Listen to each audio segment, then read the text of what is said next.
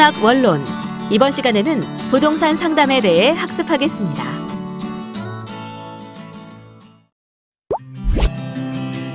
부동산 상담은 제3자인 부동산 상담사가 부동산 거래에 있어 당사자가 최적의 합리적인 의사결정을 하도록 조려, 상담하는 행위이며 당사자의 현명한 선택을 위해 지지하는 행위입니다. 이에 따라 일반 거래계약과 성격이 다른 고유한 특성을 가지고 있는 부동산 거래에 있어서 전문적인 부동산 상담이 반드시 필요하며 고도의 상담 스킬 개발 필요성 또한 더욱 커지고 있는데요. 그럼 지금부터 부동산 상담의 의의 및 정의, 분야, 부동산 상담사의 역할, 그리고 재무 분석 기법과 상담 절차에 대해 알아보도록 하겠습니다. 여러분 안녕하세요. 박정산입니다. 이번 시간의 학습 내용은 부동산 상담의 의의 및 정의와 부동산 상담 분야, 부동산 상담사의 역할, 재무 분석 기법, 그리고 상담 절차입니다. 여러분은 이번 학습을 마치고 나면 부동산 상담의 의의 및 정의에 대해 설명할 수 있고 부동산 상담 분야에 대해 설명할 수 있게 될 뿐만 아니라 부동산 상담사의 역할과 재무 분석 기법, 상담 절차에 대해 설명할 수 있게 될 것입니다. 그럼 지금부터 학습을 시작하도록 하겠습니다. 부동산 상담의 의의 및 정의.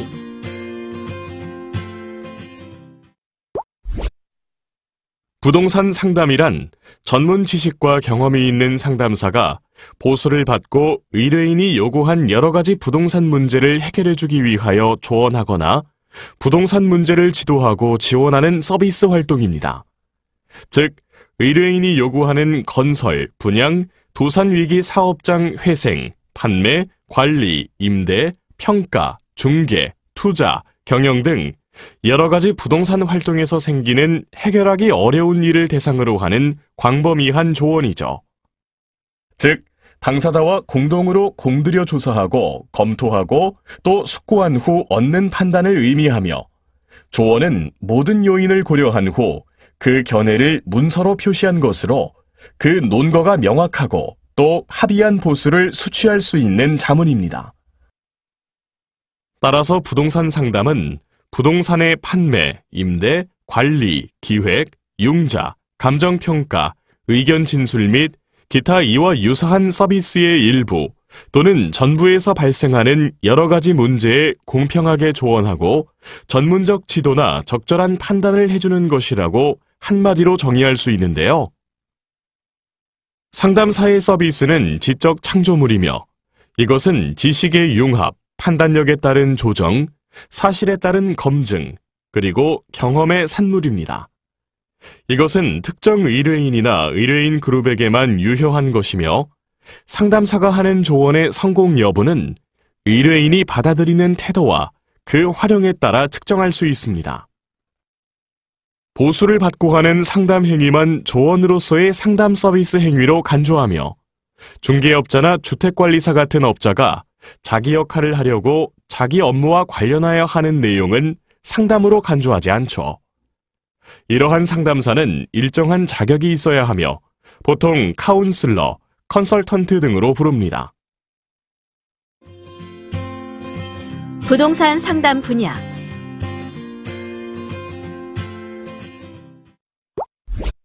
부동산 활동 중에서 상담이 필요한 분야는 아주 많은데요. 지금부터 하나씩 살펴볼까요? 첫 번째 상담 분야는 토지, 건물의 개발입니다. 토지나 건물의 소유자는 개발에 대한 전문가가 아니기 때문에 개발 계획에 대한 조언을 필요로 하는데요. 토지를 개발하거나 재개발하는 경우 이러한 개발에 대한 사전 계획과 평가가 필요하며 개발 계획 진행의 조언이 필요한 때도 있습니다. 뿐만 아니라 정비업체, 엔지니어링, 시공업자도 선정해야 하고 자금 조달 방법도 강구하는 등 개발과 관련된 수많은 사항들에 대한 전문가의 조언이 필요하죠. 두 번째 상담 분야는 건물 관리입니다. 수익성 부동산을 취득하려는 투자자의 경우 임료 수치와 세금, 계약서, 융자, 건물 관리 유의사항에 대한 조언을 필요로 하죠. 또한 건물 소유자는 부동산의 시설이나 경제 관리가 잘 되고 있는지, 비용 절감 방법이 없는지를 분석해야 하며 관리인이나 관리업자의 업무 성적에 대한 평가, 그리고 용도 변경에 대한 조언을 필요로 하는 경우도 있죠. 뿐만 아니라 재건축을 할 것인가 여부도 조언이 필요합니다. 경제 관리가 잘 안 되어 유지가 어려운 건물이 있다면 소유자는 건물을 철거하는 것이 나은지, 아니면 임대료를 싸게 받으면서 재개발을 우선 기다리는 것이 나은지 등에 대한 문제에 부딪히게 되는데요. 이러한 경우 역시 부동산 전문가의 조언이 필요합니다. 세 번째 분야는 시설 계획인데요. 예를 들어 어떤 제조업체가 공장을 확대해야 할 일이 생겼을 때 공장용으로 새 물건을 구입해야 하는가, 타 적지에 기존 공장이 있다면 그 금액으로 얼마나 지급해야 하는가, 신축 부지를 취득해 건물을 신축한다면 어느 정도 비용이 들어가는가에 대한 것은 쉽게 의사결정을 할 수 있는 일들이 아니기 때문에 전문가의 조력이 필요합니다. 네 번째 상담 분야는 부동산의 처분입니다. 담보부동산이 강제 집행되는 경우나 소유하고 있던 부동산을 청산할 때도 조언은 필요합니다. 뿐만 아니라 매각을 하거나 가족으로부터 상속을 받았을 때도 마찬가지로 관련 내용에 대한 조언이 필요하죠. 이러한 조언이 필요한 이유는 부동산을 처분하는 과정에서 채권 채무관계, 세금, 신탁 등과 관련한 다양한 문제가 발생할 수 있기 때문입니다. 다섯 번째 상담 분야는 입지 분석 및 선정인데요. 입지에 따라 관련 수익, 편의시설 이용이나 수요, 임대료, 기업이나 가게의 성장 패턴 등이 달라지기 때문에 입지 분석이 매우 중요합니다. 따라서 당사자들은 시장 지역 전체를 감안하여 현실적으로 선택 가능한 모든 대안을 알고 싶어 하며, 이에 카운슬러는 해당 지역의 이용 가능 시설, 예상 성장 패턴, 임대료, 수요 등을 분석하여 적절한 입지를 추천해주게 되는 것이죠. 여섯 번째 상담 분야는 투자 결정 및 투자 분석입니다. 부동산 투자자들은 대상 부동산의 선택, 구입 시기, 매각 시기, 양도세금, 보유세금, 투자 수익, 공법상 규제 상태 등 여러 가지 사항을 자세히 알고 싶어 합니다. 예를 들어 수익성 부동산에 투자하고 싶어 하는 투자자는 그 부동산에서 발생하는 수익의 정도가 얼마나 되는가, 부동산이 얼마나 안전하고 확실한가, 매입 시 자금은 얼마나 조달해야 하는가 등에 대한 의문이 생기죠.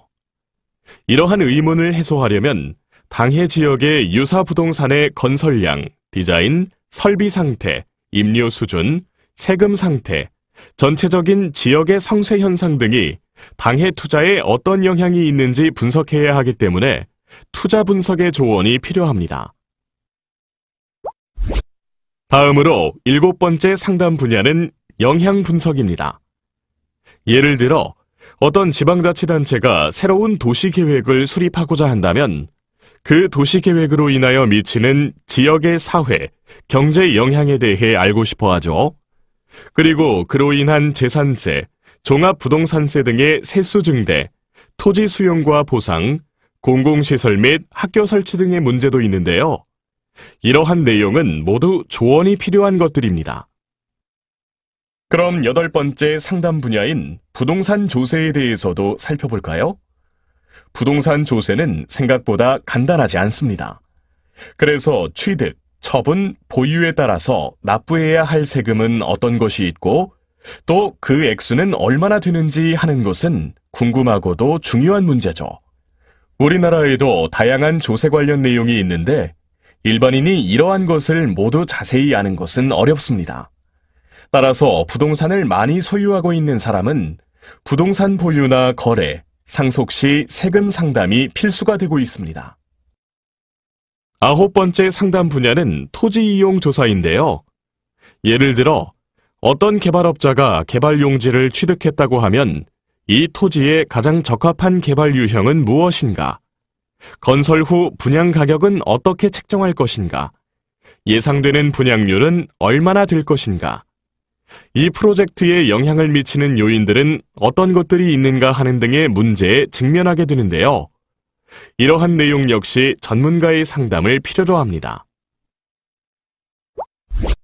이번에는 10번째 상담 분야인 포트폴리오 리뷰에 대해 살펴볼까요? 여러 종류의 부동산을 다양하게 보유한 소유자는 투자 리스크를 줄이고 전체 수익을 향상시키고 싶어 합니다. 즉, 그는 포트폴리오를 어떻게 변경하면 좋을까를 알고 싶은 것이죠. 만약 임대용 주택이 이제까지 기대한 만큼 실적을 올리지 못했다면 소유자는 일부 혹은 전부를 매각해야 하는데요. 이러한 내용 역시 혼자서 파악하고 결정할 수 없기 때문에 전문가의 상담이 필요하다고 할 수 있습니다. 11번째 상담 분야는 비용 편익 분석입니다. 중심가에 새로운 호텔을 유치하기 위해 재산세 등을 경감 조치해 주려는 지방자치단체가 있다고 하면 이 기관은 이러한 세수 감소가 기대되는 편익에 의해 정당화되는지 알고 싶어 할 것입니다. 즉, 이 지방자치단체는 부가가치세, 소득세, 고용, 간접 편익 등의 형태로 그 호텔이 구체적으로 얼마만큼의 효과를 산출할 것인지 전문가의 상담을 받아 예측해야 하죠. 마지막 상담 분야인 기업의 부동산 경영 분석에 대한 내용도 살펴보겠습니다. 예를 들어 어떤 대기업이 부동산 자산을 소유하고 있다면 업무용 부동산, 비업무용 부동산, 토지, 건축물 등 다양한 종류와 형태의 부동산을 소유하고 있을 텐데요. 이에 따라 부동산의 처분, 유지, 관리, 취득 등에 대한 수많은 업무도 있을 텐데요. 이러한 업무를 부동산 전문 지식이 없는 일반 직원이 처리하기는 어려울 것입니다. 따라서 이러한 경우에는 전문가를 통해 기업이 보유하는 전체 부동산 자산의 관리 전략을 도모해야 하죠. 부동산 상담사의 역할.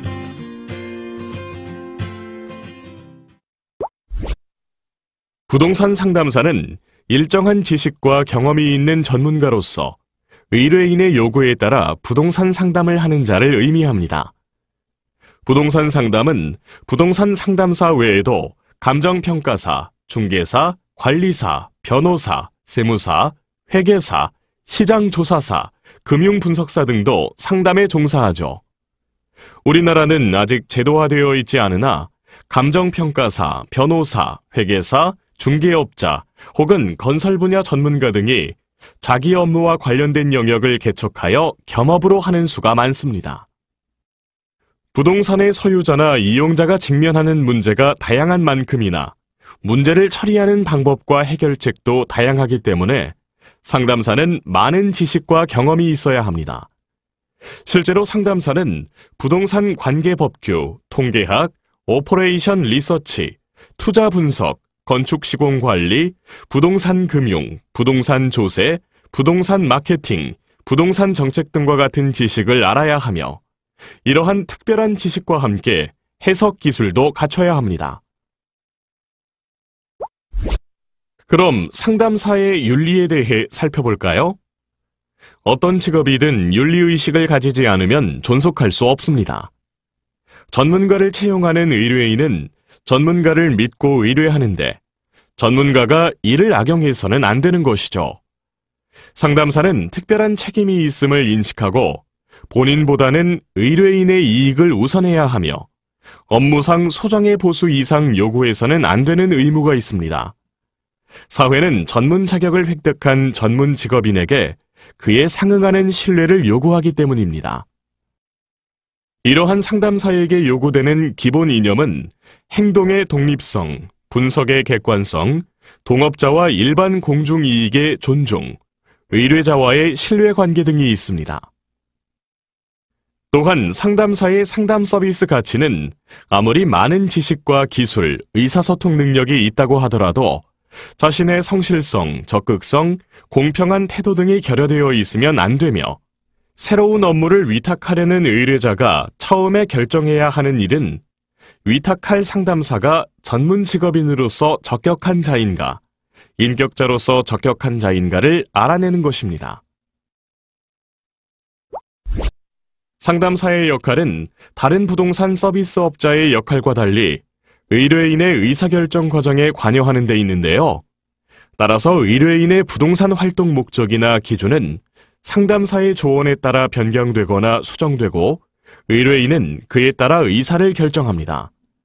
그러므로 상담사에게 가장 중요한 것은 정확하게 의뢰인에게 문제점을 이해시켜 그것을 행동으로 옮기게 하는 일이죠. 상담사는 전문가이지만 그 전문 지식에는 한계가 있기 때문에 그것을 인식하는 상담사라면 다른 분야의 전문가로부터 조언을 받습니다. 상담사는 이들의 조언을 듣고 자신의 의견을 조정하던가 아니면 의뢰인이 의사결정 과정 혹은 의사결정 시 이러한 전문가의 의견을 수용하도록 할 책임이 있습니다. 그럼 상담사의 역할에 대해 조금 더 자세히 살펴볼까요? 첫 번째는 제 문제의 분석입니다. 부동산 활동에서 문제는 정의하기 나름이지만 여기서 말하는 문제란 이를 제 방향으로 진행할 수 없는 상태라고 가정할 수 있는데 이는 너무 추상적이고 막연한 정의이죠. 그러나 문제란 크게 부각되어 나타나는 게 아니기 때문에 의뢰인에게 곤란함이 생기면 그것을 문제라고 여기게 됩니다. 상담사의 역할은 의뢰인이 문제라 여기는 것을 해결할 수 있도록 의사결정의 조력자가 되는 것입니다. 이때 상담사는 그가 문제를 해결해주는 자가 아님을 알아야 합니다. 이러한 문제에 대한 대안을 설정하기 위해서는 의뢰인이 자기의 목적을 정확하게 파악하도록 하는 문제 탐구의 과정, 의뢰인의 문제점을 확실하게 부각시켜주는 목적의 명료화의 단계를 거쳐야 합니다. 그리고 상담 목적이 명료화되면 목적 범주를 설정해야 하는데요. 부동산은 개별성이 있어 투자 부동산을 선택하는 게 쉽지 않고 많은 제한이 따르지만 상담사는 이러한 것들을 분석하고 파악해야 하죠. 그리고 마지막으로는 목적을 달성하기 위한 투자 전략의 대안을 모색하는 행동 대안의 모색 단계를 거침으로써 문제에 대한 대안을 설정하게 됩니다. 상담사의 두 번째 역할은 의사결정 대안 실행의 조력입니다. 의뢰인의 문제 해결을 위한 의사결정 과정에 따라 의사결정 대안이 마련되면 상담사는 의뢰인이 이것을 행동에 옮기도록 조력해야 합니다. 그러나 의뢰인이 의사결정을 하고자 상담사의 조력을 요구할 때 상담사는 너무 문제 해결만 강조하고 쓸데없이 그것을 반복하는 경우가 많은데요. 상담사는 문제 해결과 의사결정 과정의 개념과 그 차이점을 파악하여 조언이라는 것은 의사결정 과정에 관여하는 것이지 문제 해결이 아님을 유의해야 합니다. 재무분석 기법.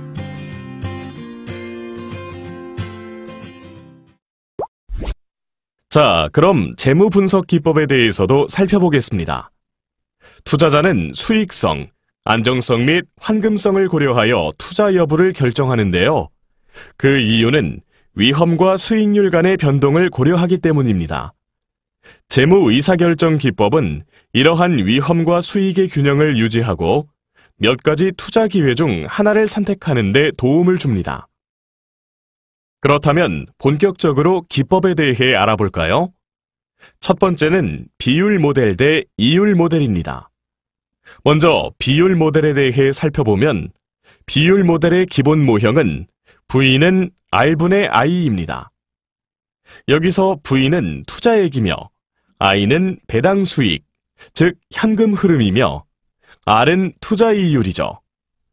이 비율 모델은 1개월 혹은 1년의 일회성 시간 개념이 묵시적으로 포함될 뿐 수개월이나 수년간의 연속적인 투자 회수를 고려하지 않아서 자기 예측은 할 수 없습니다. 그럼 이율 모델은 어떨까요? 이율 모델은 현금 흐름 모델이라고도 하며 기본적으로 투자 모델입니다. 투자액은 다기간의 현금 흐름을 평균 투자 이율로 할인한 것이죠. 이 모델은 다기간의 평균 수익률과 보유 기간이 명시되기 때문에 장래의 투자 회수가 예측됩니다. 다음은 수익성 측정입니다.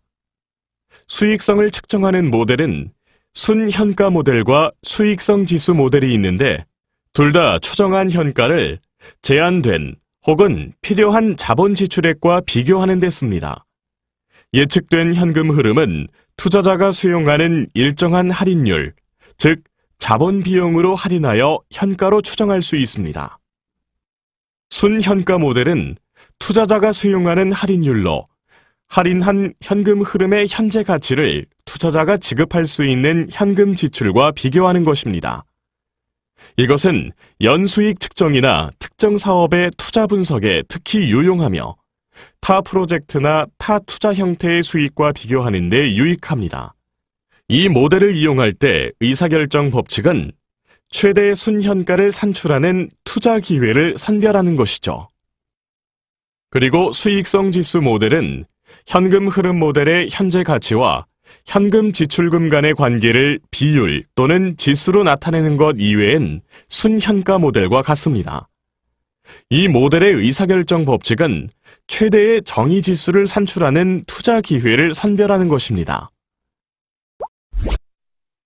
세 번째는 환금성의 측정입니다.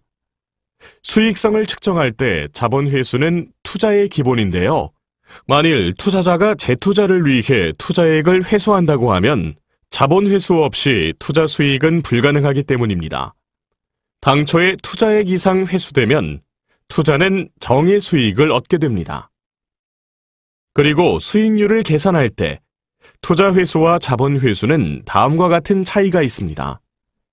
투자 회수는 투자액을 현금 흐름으로 회수하는 데 기간이 얼마나 걸리는지를 측정하는 것이고 자본 회수는 수익률의 계산보다는 환금성을 측정하는 개념이죠. 투자자는 수익률을 얻기 전에 투자액을 회수해야 하기 때문에 환금성에 관심이 더 많으며 투자 회수가 완성되면 나머지는 자본 회수가 되는 셈입니다. 상담 절차.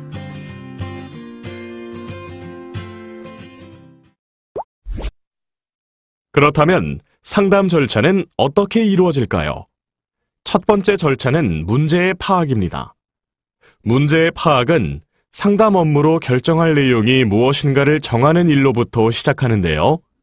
처음 단계에서 상담사는 의뢰인과 함께 어떤 문제점이 있는가, 어떤 문제를 해결해야 하는가, 의뢰인이 성취하려는 궁극적 목적이 무엇인가 등을 가능한 한 정확하게 파악하고 결정해야 합니다.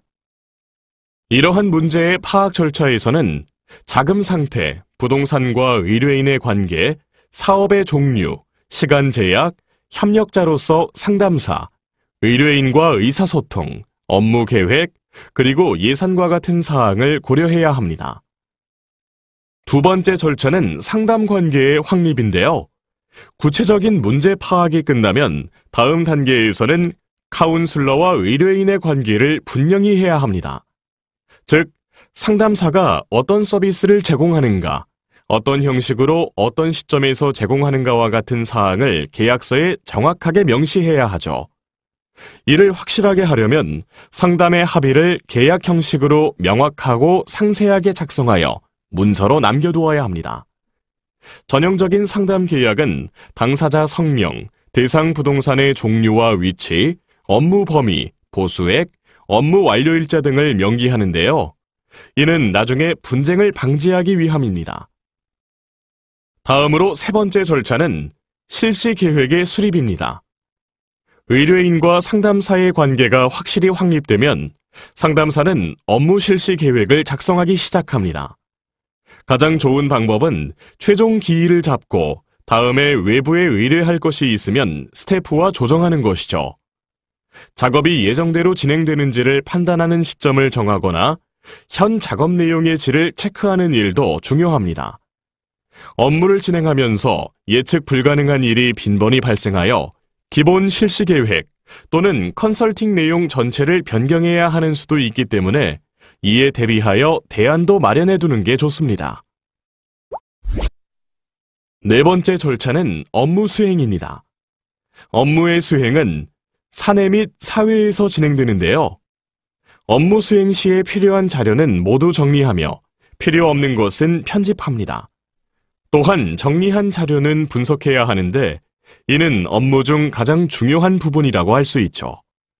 이러한 자료는 업무 내용의 질, 양 및 적절성의 관점에서 분석합니다. 다음으로 5번째 절차는 보고서의 작성입니다.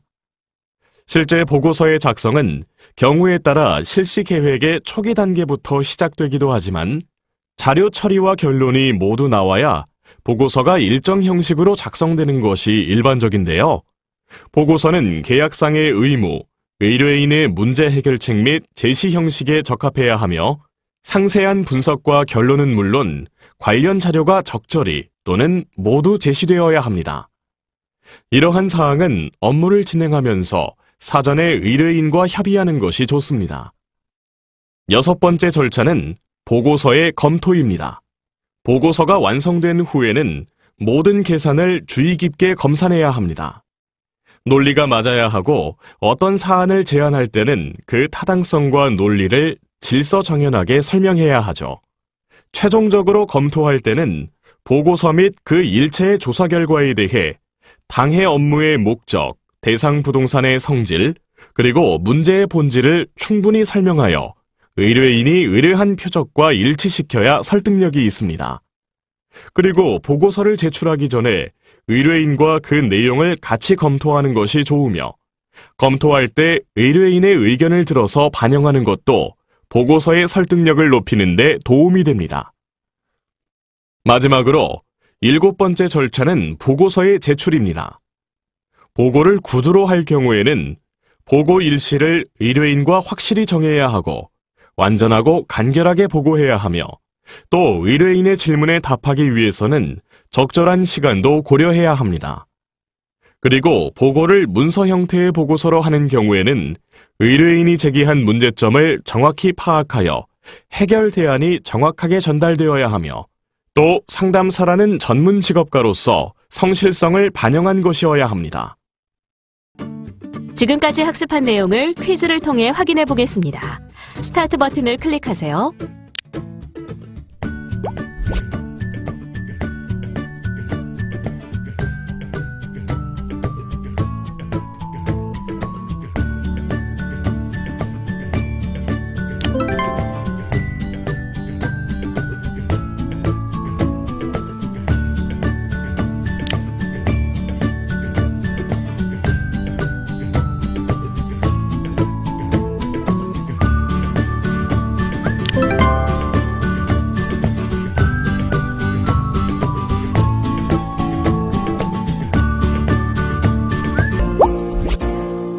지금까지 학습한 내용을 정리해 보겠습니다.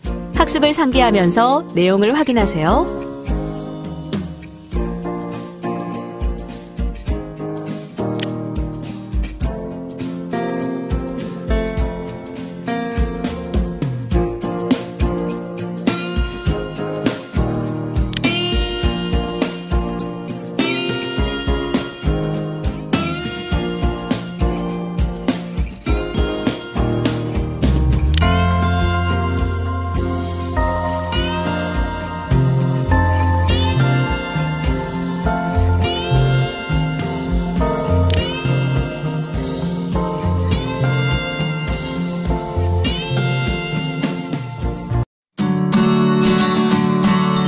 수고하셨습니다.